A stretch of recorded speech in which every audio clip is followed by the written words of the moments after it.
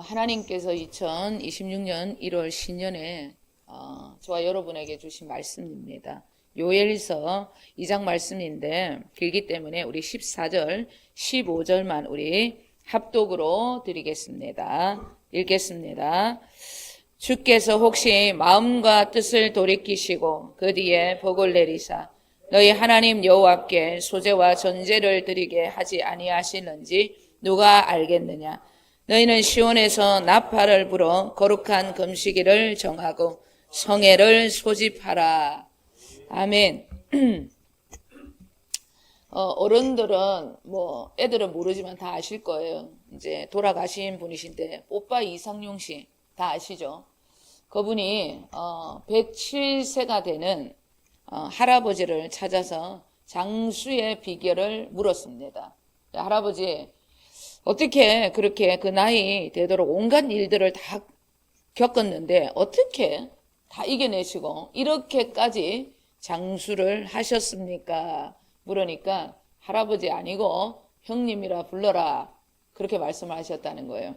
그러면서 이렇게 말씀하셨어요. 살다 보면 힘들게 하는 놈도 있고 부딪히는 놈들도 많다.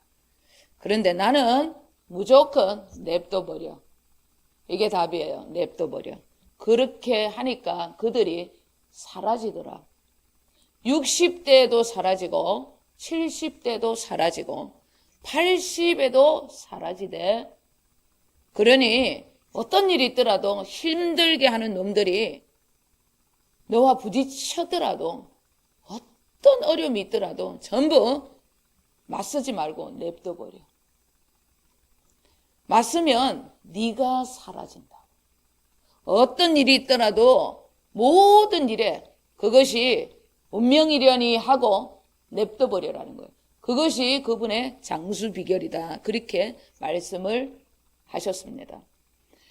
우리가 하루를 살아도 건강하게 주님이 허락하신 명대로 살고 싶으시면 사람과 환경과 세상과 부딪히는 모든 일들을 그냥 다 냅둬버리시고 나에게 날마다 천국을 주시는 주님 안에서 마음을 평안하게 가지시는 천국을 마음에 간직하시는 저와 여러분 되셔야 합니다. 그럼 하루하루를 살아갈 때 어떻게 영육 간의 강건함으로 살아낼 수 있다는 거, 그것을 기억하셔야 돼요. 하나님의 나라, 그 천국은 멀리 있지 않습니다. 천국은 어디에 있다고 말씀했습니까? 주님께서 우리 안에, 우리 마음 안에 있다고 그렇게 말씀하셨어요. 진짜인지, 자, 누가복음 우리 17장 20절 21절 함께 읽겠습니다. 바리새인들이 하나님의 나라가 어느 때 임하나이까 묻거든 예수께서 대답하여 이르시되 하나님의 나라는 볼 수 있게 임하는 것이 아니요 또 여기 있다 저기 있다도 못하리니 하나님의 나라는 너희 안에 있느니라. 아멘. 하나님의 나라, 그 천국은 볼 수 있게 임하는 나라가 아닙니다. 이 땅에서 그리스도 주님을 믿고 살아가는 우리들 안에 천국이 있다. 그렇게 말씀하시는 거예요. 자, 정확히 말씀하면 우리 안에 있는 천국은 본 천국은 아니에요. 지성전이다. 이렇게 생각하시면 됩니다. 그럼 성경은 왜 하나님의 나라가 우리 안에 있다고 그렇게 말씀을 하신 것일까? 본 천국은 있는데 왜 하나님의 나라, 네 안에 있다 그렇게 말씀하시는 것일까? 자, 요한복음 우리 1장 10절에서부터 12절 다 함께 읽겠습니다. 그가 세상에 계셨으며 세상은 그로 말미암아 지은 바 되었으니 세상이 그를 알지 못하였고 자기 땅에 오매 자기 백성이 영접하지 아니하였으나 영접하는 자 곧 그 이름을 믿는 자들에게는 하나님의 자녀가 되는 권세를 주셨으니. 아멘. 이 땅의 왕, 우주의 주인, 즉 모든 피조물의 창조주는 바로 예수님이십니다. 우리는 그분의 백성이라고 성경은 말씀하고 있어요. 이 진리를 믿고 그 예수 그리스도 주님을 믿는 자, 영접하는 자, 그러한 자들이 하나님의 자녀들이 되는 것입니다. 그리스도 우리 주님을 우리가 어디로 영접합니까? 어디에다가 모십니까? 우리의 마음에 주님을 모신다는 거예요. 그 마음의 주님을 모신 자들, 거기에서부터 천국이 시작된다는 말씀입니다. 자, 마음의 천국은 죽어서 가는 천국이 아니고 현세입니다. 이 땅에서 마음으로 주님을 영접할 때 이루어지는 이 땅의 천국이라는 거예요. 이 땅에서부터 천국이 이루어지는 그것이 우리의 구원의 시작이라는 것입니다. 현세에서 이루어지는 천국, 마음에서 천국이 이루어지지 않으면 절대 본 천국, 저 하나님의 나라 갈 수 없습니다. 구약에서의 구원은 인간이 하나님의 말씀을 이루어가는 율법을 따라 행할 때 이루어지는 구원이었다면 신약입니다. 이 신약의 구원은 예수 그리스도의 죽음과 부활과 오순절날의 사건의 역사로 말미암아 다 이루었다는 요한복음 19장 30절 주님의 그 외침을 믿고 따르는 이 신약 시대, 이 성령의 시대라는 걸 그것을 기억하셔야 돼요.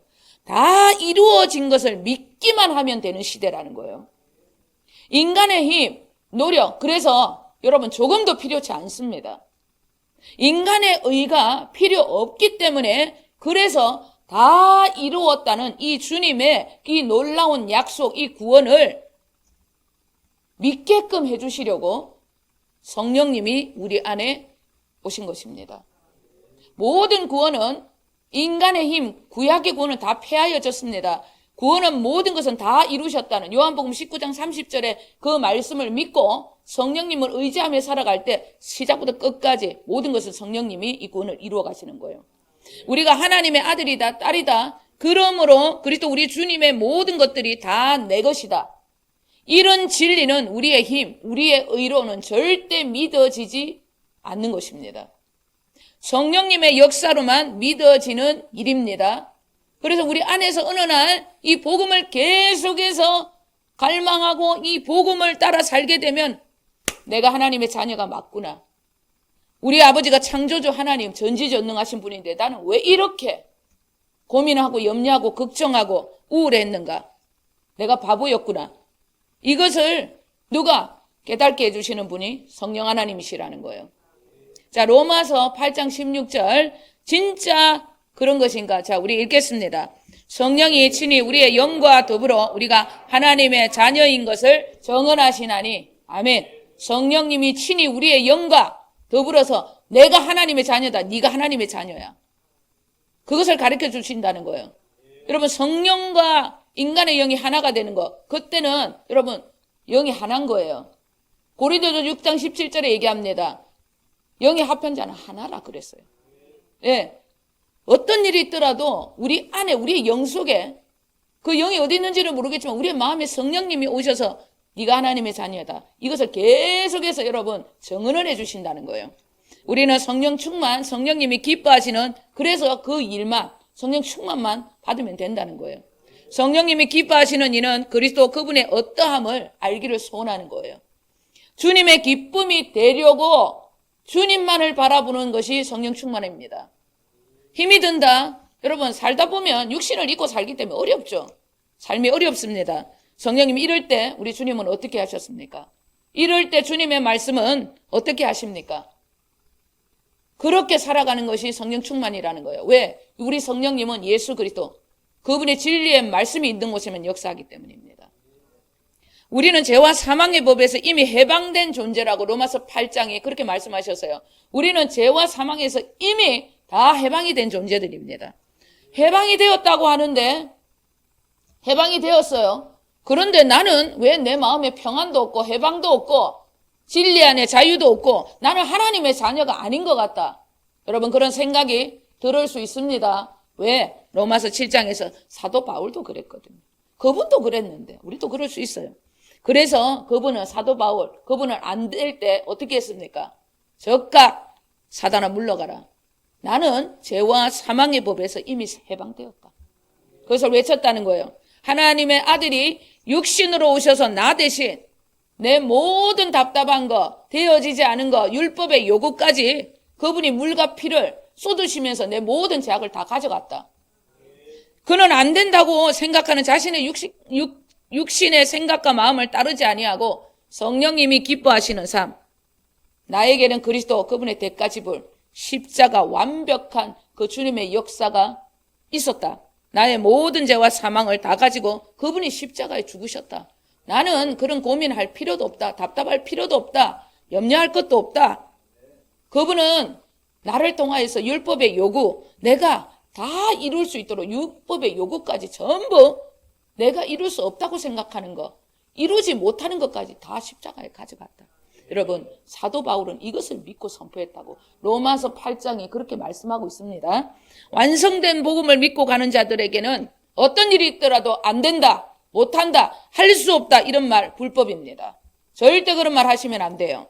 주님이 이미 다 되었다고, 다 이루었다고 말씀하셨는데 왜 우리가 안 된다고 그런 부정한 말을 합니까? 전부 여러분 사탄이 주는 생각이에요. 사탄이 우리의 머리를, 여러분, 새가 머리를 지나다닐 수는 있어요. 날아다닐 수도. 그 사탄이 우리의 머리에 집을 짓지 않도록, 새가 여러분 둥지를 틀지 않도록 날마다 깨어 있어야 돼요. 십자가가 헛되게 믿으시면 안 된다는 것입니다. 거짓의 아비 마귀는 언제라도 우리의 생각과 부정한 입술로 우리의 것을 전부 빼앗기는 것입니다. 빼앗는 것입니다. 믿지 못함으로 주님도 이루어줄 수 없는 거예요. 믿지 못하기 때문에 주님은 자신의 고향에서 기적과 표적을 제대로 여러분 일으킬 수 없는 거예요.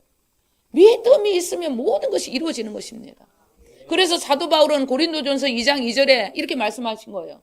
나는 그리스도 예수와 그가 십자가에 못 박히신 거 외에는 어떤 것도 나는 알지 않기로 어떻게 작정했다. 이렇게 여러분 말씀을 했던 것입니다. 왜? 이 두 가지 외에 다른 어떤 것도 그런 생각지도 않고 마음에 담아주지도 않고 매 순간순간마다 그렇게 그분의 십자가를 붙들고 예수 그리스도가 내 안에 계시다, 그분이 나의 왕이다, 바울이 그렇게 선포하며 살았다는 거예요.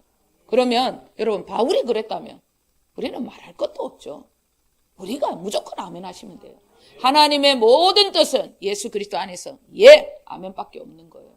그것을 반드시 기억하셔야 합니다. 우리 주님은 왜 우리에게 이렇게 살기를 작정해라고 그렇게 우리에게 거듭거듭 말씀을 하시는가? 당신의 말씀의 끝자락입니다. 계시록에 이 시대가 열려있기 때문에 당신은 바라보는 거룩한 이 신부, 주님의 마지막 나팔 소리를 들을 수 있는 깨어있는 거룩한 신부들로 우리를 단장케 하기 위하여 주님은 우리에게 계속해서 사도 바울처럼 이렇게 살아라고, 예수 그리스도 그분만을 믿고 따르라고 그렇게 말씀을 하신 것입니다.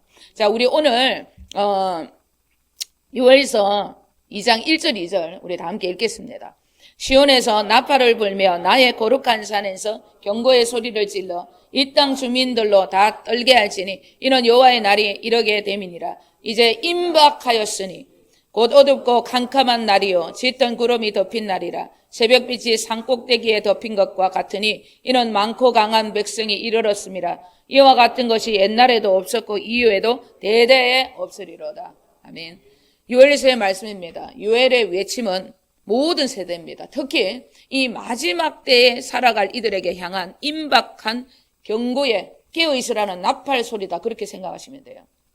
요엘서는 하나님의 말씀 중에서도 강력하고 거친 외침의 소리라고 그렇게 보시면 돼요. 왜 요엘 선지자는 그렇게 외칠 수밖에 없었는가? 구속사의 끝입니다. 이 끝자락, 이 세상의 끝이 그는 보였기 때문에, 그리고 그 세상의 끝을 하나님으로 말미암아 들었기 때문에 그는 조용히 말을 할 수가 없었던 것입니다. 강력한 의조로 계속해서 선포, 경각심을 가지는 그 선포의 말을 했던 것입니다. 요엘서는 임박한 7년 동안 일어날 대환란입니다. 7인 그리고 7 나팔 7 대접이 쏟아질 시기는 아니었지만 요엘 선지자는 구속사의 맨 끝자락을 누구보다 정확하게 들었고 정확하게 보았기 때문에 가만히 있을 수가 없는 거예요. 임박했기 때문에, 하나님의 이 마지막 임박한 이 때를 그는 보고 들었기 때문에 가만히 있을 수가 없는 거예요. 그러면서 여러분 일어서서 그냥 응원을 하듯이 그렇게 외쳤다는 거예요. 요엘서의 말씀은 그런 선지자의 말씀이에요. 자, 우리가 다 어릴 때 아이들 운동회 가봤잖아요. 운동회의 하이라이트입니다. 계주. 그것도 마지막 한 바퀴 나놓고 이 마지막 계주가 뛸 때 어떻게 합니까? 전부 가만히 앉아서 박수 안 칩니다. 전부 일어나잖아요. 그러면서 응원을 합니다. 일어나고 백군 천군 난리를 나죠. 또 부모와 가까운 친인척들은 경계선 밖에서 막 같이 뛰잖아요. 여러분, 이런 모습이었다는 거예요. 요엘서가. 왜? 마지막 때에 임박할. 7년 대환란의 끝자락은 아니에요. 그러나 이 끝이 오면 이 땅에 이 모든 것은 끝이구나, 이것을 그는 보았고 깨달았기 때문에 그는 그렇게 선포할 수밖에 없었다는 거예요. 그런 분위기였다는 거예요. 나팔을 불듯 외치는 소리처럼 우리는 이 요엘서의 말씀을 그렇게 들어야 합니다. 그래야 우리는 깨어 있을 수 있다는 것입니다. 여러분, 들리지 않는다. 나는 그렇게 깨어 있듯이 말씀이 들리지 않는다. 기도하셔야 합니다. 깨어 있어야 합니다. 마지막 종말론을 향해 가는 이 시대를 살아가는 하나님의 자녀들입니다. 예, 지금부터 7년 대환란의 시대를 준비하지 않으면 절대 주님 오실 때 들림받을 수 없다는 결론이 요랬습니다. 이 마지막 7년 대환란의 때는 아니에요. 그러나 이 마지막 때를 위해서 요엘서의 말씀을 반드시 지켜 행해야 한다는 거예요. 그 일을 위하여 하나님은 우리에게 요엘서의 말씀을 주신 것입니다. 베드로 사도가 11 제자들이 오순절날을, 베드로 사도와 11 제자가 오순절날에 여러분 이렇게 요엘서처럼 하나님 앞에 거침없이 복음을 선포했습니다. 그 선포 속에 성령님의 강력한 능력이 함께 임했어요. 그래서 그 모든 오순절 77절입니다. 그 절기를 지키기 위해서 온 세상에 있었던 그 유대인들이 그때 예루살렘 성전으로 모이기 시작합니다. 오순절 절기를 지키기 위해서 각기에 있는 유대인들이 그곳에서 전했던 복음의 말씀, 그 말씀을 듣고 예수 그리스도를 내 마음의 구주로 믿기 시작을 한 거예요. 그래서 많은 사람들이 있었기 때문에 하루에 신도의 수가 3,000명씩 그렇게 여러분 늘어났던 것입니다. 오순절날에 일어났던 성령님의 나타나신 기적과 표적들로 인해서 그 당시 교회는 하나님의 놀라운 구속사에 그 구원의 역사, 그것을 보고 많은 이들이 칭송을 합니다. 그런데 베드로 사도와 11 사도가 어떤 말씀을 전했나? 이 요엘서의 말씀을 여러분 함께 적용을 하면서 복음을 전했다는 것입니다. 그렇게 했을 때 강력한 성령님의 역사가 일어났던 것입니다. 요엘서의 말씀과 함께 일어났던 성령님의 강력한 복음의 역사 경험하지 않았다면, 그 당시 이런 놀라운 성령의 역사를 경험하지 않았다면 30년 후에 기독교 네로 황조의 이 박해를 그들은 절대 이겨내지 못했다는 것입니다. 잘 들으셔야 합니다. 앞으로 그 일은 7년 대환란, 끝은 언제인지를 몰라요. 그것을 안다 하면 전부 사입이 되는 거예요. 알지는 못합니다. 그러나 그 대환란의 기간이 오기 전에 기독교에 있어서 놀라운 대출수와 부흥의 역사, 오순절날과 같은 그런 역사를 우리는 반드시 경험하게 될 것입니다. 왜? 이 주님이 오순절날과 같은 이 요엘서의 선지자의 외침, 부흥의 역사를 하나님께서 왜 우리에게 허락을 하시고 왜 요엘서의 말씀을 지켜 행하라고 그렇게 허락을 하시는 것일까? 다른 거 아닙니다. 박해의 기간, 언제인 줄 모릅니다. 7년 대환란의 시기를 이겨내라고, 지금부터 주님께서 준비해라고, 깨어있으라고 당부의 말씀이라는 거 오늘 기억하셔야 합니다. 예, 오순절날의 그 놀라운 사건으로 말미암아 그곳에 있었던 기독교인들이 성령의 강력한 요엘서의 말씀을 듣지 않았다면 30년 후에 이 네로 황제의 박해를 절대 이길 수 없었다는 거예요. 요엘서의 이 말씀을 우리의 마음에 새기고 그 말씀대로 준비하며 깨어있는 삶을 살지 않으면 마지막 때 우리는 절대 이겨낼 수 없다는 거 기억하셔야 합니다. 요엘서의 말씀 그 외치면 준비하라는, 그리고 절대 준비하는 이 시기 놓쳐서는 안 돼. 여러분 7년 대환란이 오면 그때 준비하지, 늦습니다. 늦다는 거예요. 주님이 얘기합니다. 이 시기를 절대 놓쳐서는 안 된다는 경고의 나팔 소리입니다. 보이는 세상, 무엇을 입을까 먹을까 마실까, 여러분 다 부리세요. 여러분 이것은 그렇게 살지 말라는 거 아니에요. 영혼이 잘 되고 범사가 잘 되면, 영혼이 잘 되고 범사가 다 잘 되는 거예요. 무엇을 입을까 먹을까 마실까는 전부 우리 안에 주님이 다 가지고 오셨어요. 걱정할 거 없습니다. 전혀 기도 안 하잖아요. 많은 분들이 목사님은 자녀를 위해서 어떻게 기도합니까? 기도 안 합니다. 먹고 사는 거 기도 안 합니다. 예수 그리스도 그분 한 분만으로, 그분이 내 안에서 기도하라는 것만 하는 거예요. 그분이 나의 삶의 전부가 되면 그분도 나의 삶의 전부가 되어 나타나시는 거예요. 여러분 하나님의 이 놀라운 경고의 말씀을 내 마음에 여러분 새기셔야 합니다. 앞으로 우리에게 다가올 시간들은 기독교의 박해, 계시록의 끝자락을 이겨낼 수 있도록 강력한 성령님의 간섭, 그분의 일하심의 역사가 우리에게 펼쳐질 것입니다. 나팔 소리가 언제 울려 펴질지 아무도 모릅니다. 그러나 우리에게 2026년에 이 비전의 말씀을 요엘서로 주셨다는 것은 깨어있으라는 거예요. 이 마지막 때를 이길 수 있는 강력한 믿음의 소유자, 여호와의 산에, 매우 높은 산에 올라 믿음의 용사들이 되어서 깨어있으라는 이 나팔수가 되겠다는 주님의 약속이라는 거 기억하셔야 합니다. 믿음의 용사들은 보이는 이 세상의 삶에 조금도 흔들려서는 안 됩니다. 우리들의 삶은 이 세상과 아무런 상관이 없습니다. 보이는 이 세상 언젠가는 죄가 되어 다 사라집니다. 예, 여러분 이 세상은 우리와 상관이 없습니다. 무엇을 입을까 먹을까 마실까 걱정하지 말라는 주님의 소리에 더 귀를 기울이시고 영혼이 잘 되는 일에만 집중하십시오. 영혼이 잘 되면 여러분 범사의 모든 것이 내 것이 되는 거예요. 여러분 강건함도 걱정할 필요가 없습니다. 저번 주에도 말씀을 드렸습니다. 목이 날아간 제가 오후 예배 말씀드렸죠. 제가 닭에 대한 트라우마가 있어요. 예, 파닥 끓이는 거 말고 제가 보니까 갈매기는 조금 새우깡 줄 때는 좀 괜찮더라고. 예, 제가 이 목이 잘린 닭의 파닥 끓이는 걸 어렸을 때 보고 이 닭에 대한 이게 새에 대한 트라우마가 있어요. 자, 닭이 목이 잘렸습니다. 제가 어릴 때 봤어요. 목이 잘렸는데 이 몸의 신경을 통해서 미친 듯이 돌아다니더라. 파닥 끓이더라는 거예요. 여러분 예수 그리스도 우리 안에 계신 분은 이 세상의 신 원수막에 목을 다 뱉다는 거예요.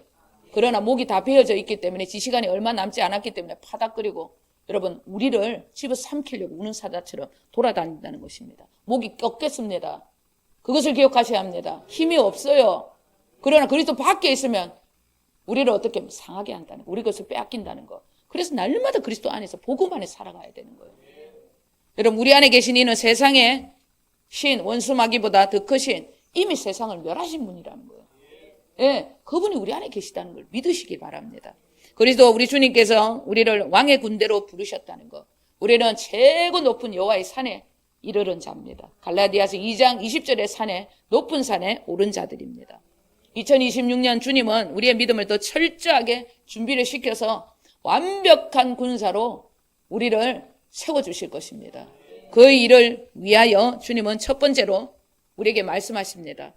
우리에게 마음을 찢는 회개의 자리로 우리를 더 이끌어 주실 것이라고 그렇게 약속을 하셨습니다. 우리의 12절 13절 읽겠습니다. 여호와의 말씀에 너희는 이제라도 금식하고 울며 애통하고 마음을 다하여 내게로 돌아오라 하셨으니 너희는 옷을 찢지 말고 마음을 찢고 너희 하나님 여호와께로 돌아올지어다.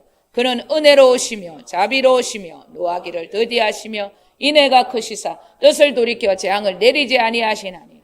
아멘. 옷을 찢지 말고 마음을 찢고 돌아오라는 말씀의 뜻은 지금까지 우리가 했던 그런 회개 잘못했습니다 하고 주님 또 죄지었습니다. 그러고선 또 타락한 옛 습관대로 돌아가서 또 습관을 버리지 못하는 말뿐인 그런 회개가 아니라는 거예요.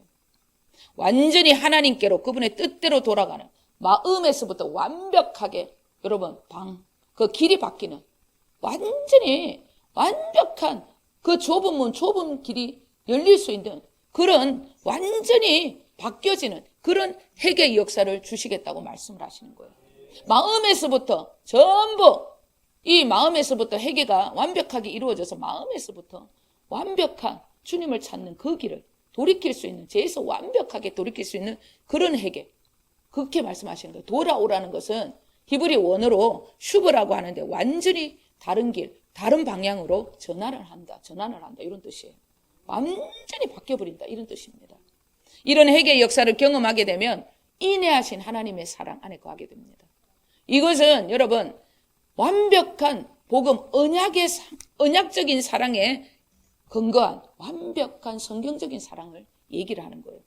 내 감정 보이는 환경에서 흔들려서 하나님이 나 좀 주면 사랑하는 거고 일이 좀 해결되면 사랑하는 것이구나 그런 사랑 말고 하나님의 언약적인 사랑은 변함이 없는 완벽한 성경적인 사랑의 경험을 주시겠다는 이런 뜻이에요. 조건이 아닌 약속에 근거한 완벽한 사랑이 주어져서 어둠이 주는 재앙에서 완전히 벗어나는 그런 회개의 역사 그 길을 주시겠다 약속하신 거예요. 예, 완전히 재앙에서 돌이킨다는 거예요. 니를 저주하는 하나님의 자녀된 권세를 빼앗게 하는 모든 너희 옛습관 재앙에서 모두 돌이키게 해준다. 그런 회개를 말씀하시는 것입니다. 인애가 크시다는 뜻은 회개의 문을 통해서 주어지는 놀라운 은혜의 역사를 경험하게 될 것을 말씀하시는 거예요. 회개를 통하여서 하나님이 나를 이렇게 사랑하신다고 나는 하나님께 드린 것이 아무것도 없는데 나를 왜 사랑하실까? 모든 것이 하나님의 은혜라는 것을 알게 되는 그런 회개라는 것입니다. 여러분 이런 회개를 통해서 완벽한 하나님의 군대가 다 될 수 있도록 주님 이름으로 축원드립니다. 우리의 믿음을 어떻게 더 준비시켜서 완벽한 군대, 흠이 없는 군대로 세워가실까? 두 번째는 섬김의 자리로 우리를 더 이끌어 가실 거예요. 섬김의 자리입니다. 우리 오늘 읽었지만 한 번 더 14절 15절 읽겠습니다. 주께서 혹시 마음과 뜻을 돌이키시고 그 뒤에 복을 내리사 너희 하나님 여호와께 소제와 전제를 드리지 아니하실는지 누가 알겠느냐? 너희는 시온에서 나팔을 불어 거룩한 금식일을 정하고 성회를 소집하라. 아멘. 우리가 누리는 완전한 천국, 회개함으로 이루어지는 언약적 근거에 의한 완벽한 십자가입니다. 그 사랑의 흐름을 위해서 우리에게 그 흐름, 우리가 누리고 있는 이 완벽한 하나님의 언약적인 그 사랑, 거룩한 사랑, 그리고 완전한 십자가의 사랑, 이 흐름을 어떻게 거룩한 성회를 소집하여서 흘러주게 되는 일을 너희들이 해야 한다는 거예요.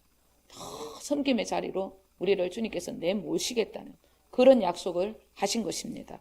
우리 교회는 앞으로 시온산입니다. 여호와의 산이 되어 회개하라고, 깨어있으라고 나팔을 울리는 거룩한 장소가 될 것입니다. 드디어 하나님께서 다윗의 장막이 열려지는 역사, 그 시기가 왔다는 것을 말씀하고 있는 것입니다. 소제와 전제라는 섬김을 통해서 우리에게 번제입니다. 번제라는 것은 속량하심의 그 제사의 완전함을 보여주시는 거예요.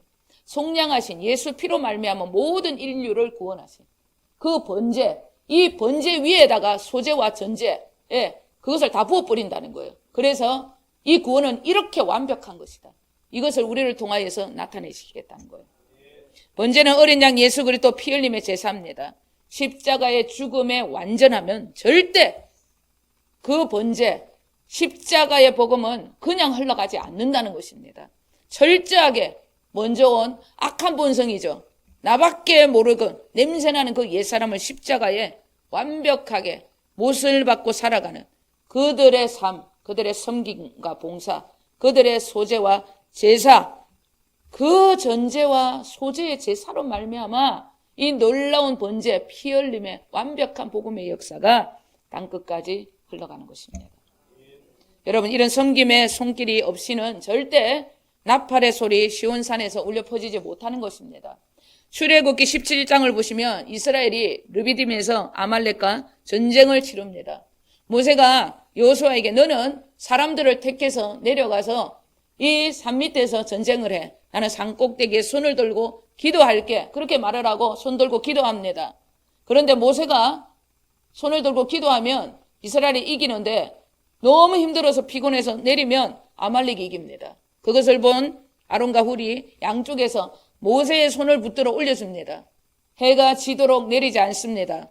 그래서 전쟁에서 승리를 한 것입니다. 그것이 여호와의 니시의 사건이에요. 자, 저희가 아무리 여러분 이 앞에서 복음을 외치고 하늘의 이야기를 외쳐도 여러분이 교회 공동체가 함께 이 복음의 일에 동참해 주지 않으면, 즉 소제와 전제의 희생제사, 봉사와 섬김의 손길 함께 해주지 않으면 교회의 성장, 그리고 이 교회의 사역, 사명, 부흥의 역사 절대 일어날 수 없다가 결론이라는 거예요. 여러분, 교회는 절대 하나된 운명의 공동체라는 것을 기억하셔야 합니다. 한 사람도 필요치 않는 사람이 없다는 것입니다. 누구라도 다 필요하다는 거예요. 그렇기 때문에 저와 여러분이 이 자리에 있는 것입니다. 바울 사도가 고린도 전서부터 시작해서 로마서까지 전부 이런 동력자 이름을 계속 거론했잖아요. 왜? 동력이 아니면 하나님의 일은 함께 할 수 없다가 그가 결론을 내린 거예요. 여러분, 운명의 공동체, 하나님의 이 놀라운 사명을 감당한 주님의 핏값으로 세우시고 성령님이 감독으로 말미암아 교회가 운영되는 이곳에는 목사가 여러분 아무리 외쳐도 혼자 할 수 없는 일이에요. 여러분이 소제와 전제, 섬김과 희생의 그 제사가 완벽하게 이루어질 때 부흥의 역사가 일어나는 것입니다. 돌아오라는 수보라는 완전한 회개의 역사, 그 어떠함을 아는 자들은 소제와 전제를 드리는 희생제사, 다시 오실 주님이 오실 때까지 이 완전한 복음을 위해서 깨어있으라는 나팔수가 되어서 살 수 있게 됩니다. 복음을 아는 자는 가만히 있으면 안 됩니다. 이 놀라운 나팔수가 되어서 희생제사를 드려야 하는 것입니다. 그래야 여러분 하나님의 놀라운 하늘 문이 열리는 축복이 우리에게 부어지는 겁니다. 여러분 하나님께서 우리가 이런 희생제사를 드릴 때마다 놀라운 축복을 허락하셨어요. 여러분 이 축복 받으려고 하는 건 아니에요. 그러나 제 속에서 축복 좀 받읍시다. 하나님 이것으로 안 됩니다.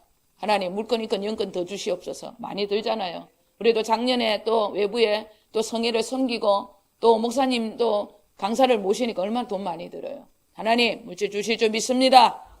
하나님 더 부어주실 줄 믿습니다. 그랬더니 주님이 말씀을 주셨어요.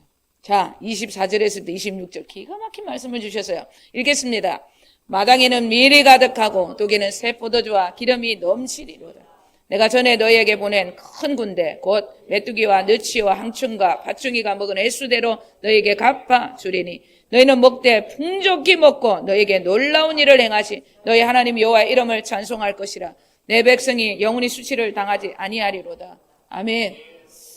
희생의 섬김이 부족했어요. 제가 이 말씀을 주시면 제가 기꺼이 하겠습니다. 제가 그렇게 고백을 했어요. 새 포도주와 기름이 넘치는 이곳은 현재 주님의 교회에 여러분 흐르는 놀라운 십자가의 복음의 말씀과 성령님의 능력이 넘치는 곳이라는 거예요. 이런 곳에서는 원수들에게 빼앗긴 지난날의 모든 축복을 빼앗아 올 수 있다는 거예요. 자, 우리는 횟수대로 여러분 여러 날 많이 빼앗겼잖아요. 그렇게 심었는데 나는 왜 이렇게 축복이 만족할 만큼 오지 않았나? 주님이 얘기합니다. 빼앗긴 횟수대로 되찾게 해주겠다는 거. 그것을 주님이 얘기하는 겁니다. 각오에 단디 각오하셔야 됩니다. 여러분 기대하셔도 됩니다. 메뚜기와 항충, 팥충 모든 큰 군대 사탄이 얼마나 많은 것을 빼앗아갔어요. 주님께서 되찾아주겠다는 거. 횟수대로 걱정하지 마 그렇게 말씀하신 것입니다. 억울한 거 많잖아요. 여러분 찾으셔야죠. 어떻게 주님이 찾아주시는가? 풍족하게 여호와의 이름이 찬송을 받을 만큼 준다는 거예요. 어떻게? 이야 저들은 진짜 하나님께 복을 받았네. 그런 말을 들을 수 있는 결론을 내려주시겠다는 것입니다. 내 마음에 만족할 만큼 주님을 단디 찾으시고 이 말씀 내 마음에 새기셔야 합니다. 이 말씀만 새기시면 안 됩니다. 회개하고 희생의 제사를 드리겠습니다. 소제와 전제 그것을 번제 위에 제사로 함께 드리겠습니다. 요거 각오하셔야 합니다.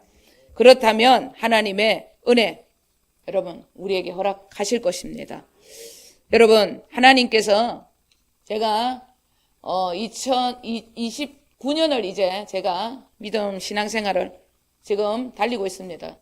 기도와 말씀에 있어서 쉰 적이 거의 없다고 보셔야 돼요. 하나님의 모든 것이 은혜인 줄 알지만은 하나님 저는 무엇을 위해서 그렇게 눈에 보일 만큼 주님이 저에게 능력 좀 주신 것도 아니고 또 뭐 뻥뻥 터지는 또 남들은 뭐 30억 50억 이렇게 줘서 교회도 지었다는 저는 널 니부터 내라 전부 다 네가 미랄이 되라 이렇게 얘기하는데 하나님 저는 뭘 믿고 이렇게 갔죠. 어떻게 해서 이런 놀라운 은혜 속에 내가 있을 수 있었습니까? 제가 기도원을 여러분 묵상하다가 깜짝 놀랐잖아요. 기도원은 아주 작은 지파 보잘것없는 므낫세 지파 그것도 농부 출신입니다. 그런데 그가 어느 날 주님의 부르심을 받아요. 큰 용사여 내가 너와 함께 할 것이다. 너무 힘들었어요. 왜? 미디안 족속이 너무 무서워서 몰래 밀을 타작했거든요. 그런데 자기를 주님께서 큰 용사로 부르셨다는 거예요. 그러니까 기가 막혀가지고 제가 큰 용사면 하나님이 우리와 함께 하신다면 이 나라와 함께 하신다면 그 이스라엘 애굽에서 하나님께 그렇게 놀라운 우리를 지켜주셨던 그 놀라운 기적과 표적 그거는 그럼 어떻게 된 겁니까? 가짜입니까? 미디안 족속들에게 우리를 이렇게 괴롭히는데 주님은 우리에게 아무 일도 안 하시고 가만히 계십니까? 정말 살아있습니까? 그리 묻습니다. 그 질문에 그래서 내가 너를 통하여서 미디안 사람 치기를 한 사람 치듯이 하려고 너를 부르러 왔잖아. 이런 말씀을 하신 거예요. 감사합니다. 기도원은 애굽에서의 기적 그런 표적을 바라면서 참 두려웠고 떨림으로 주님을 믿고 살았던 것입니다. 두려웠지만 미디안 사탄이 두려웠지만 그래도 그 표적을 위해서 완벽한 그 하나님의 나라 그 영광을 보기 위해서 모세 책에 기록된 모든 기적 그 역사 하나님 좀 보여주시옵소서. 그는 여러분 기도했다는 거예요. 그랬기 때문에 주님이 그를 찾아오신 거예요. 그래서 그 마음을 보신 거예요. 다윗은 내 마음에 합한 자라 그를 통하여서 내 모든 일을 다 이루리라. 예, 그는 마음에 주님 두기를 기뻐했고 그 기적과 표적을 완전한 하나님의 나라를 보기를 소원했다는 거예요. 그렇기 때문에 내가 너를 미디안 사람들을 한 명 치듯이 그렇게 너를 큰 용사로 부르러 왔잖아요. 여러분 하나님의 나라 위대한 영광을 보고자 하는 갈망 이런 갈증들 여러분 제 안에 있었다는 거예요. 주님이 약간 칭찬하시는 거예요. 주님 그것이 뭔가 부족해서 늘 내가 너무 부족해서 주님을 더 많이 찾지 않아서 그런 부족이 있었나 이렇게 생각했는데 주님께서 그것이 네가 나를 찾는 갈망이었다는 거예요. 여러분 우리는 이제 물에 물 탄 듯 술에 술 탄 듯 그렇게 살면 안 돼요. 지금의 모습에 절대 만족하지 마시고 우리가 빼앗긴 횟수대로 원수마귀 이것들에게 빼앗긴 횟수대로 우리의 모든 수치를 풍족하게 만족할 만큼 채워달라고 주님 앞에 더 간절히 갈망함으로 나아가셔야 한다는 거예요. 그리고 그것을 위해서 기도해야 된다는 거예요. 그 당당한 요구를 위해서 돌아오라는 완전한 회개의 그 역사 경험하셔야 합니다. 그리고 소재와 전제 희생의 제사로 성회를 소집하는 일에 기꺼이 동참하겠습니다. 주인공이 되게 해달라고 각오하시는 2026년 요엘서의 외침으로 깨어 있으시는 저와 여러분 다 되시길 우리 주 예수 그리스도 이름으로 간절히 축원드립니다. 기도하겠습니다.